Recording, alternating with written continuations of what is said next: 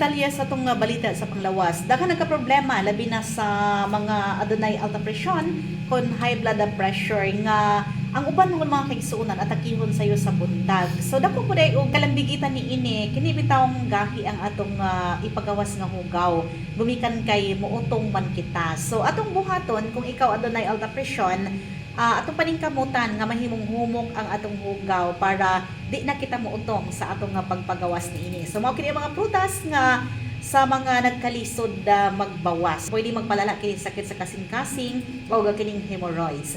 Ang mga buntis sa mga kababayan ang adunay uban nga maglisod sa pagpagawa sa ilang hugaw. So ang gi-advise lang mukaon kita og daghang prutas, daghang gulay. So atong suwayan at kalitra nga letter P. So number 1, pakwan. Ang pakwan daw na magkini 92% alkaline water. So, taas kini sa vitamin A, vitamin B o vitamin C. Aduna kini lycopene o potassium. Ang pagkaon og duha ka hiwa sa pakwan di ay sa tibok maghapon ang pwede magpahumok sa atong hugaw. Aduna kini benepisyo para sa atong baba, sa atong tiyan o dako sa kining tabang sa mga adunay singaw or kining bad breath. Ikaduha nga letter P, kining papaya.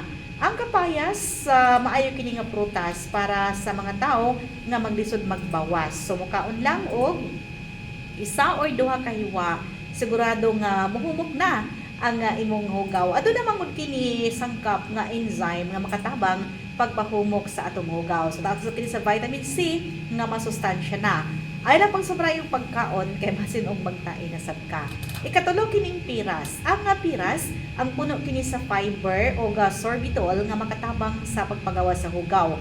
Ikaupat kining brown. Sa Pilipinas, makapalit kita og brown juice o dried nga para sa mga eksperto dako sa kining tabang para paglikay sa osteoporosis. Sa atong timan-an kining 4-piece nga mga prutas mga kaigsuonan para sa mga tao nga adunay constipation ang dako kining tabang para sayo sa buntag di na ta magutong-utong sa atong pagpagawa sa atong hugaw nga usahay mo kini hinungdan sa pagsaka sa atong blood pressure.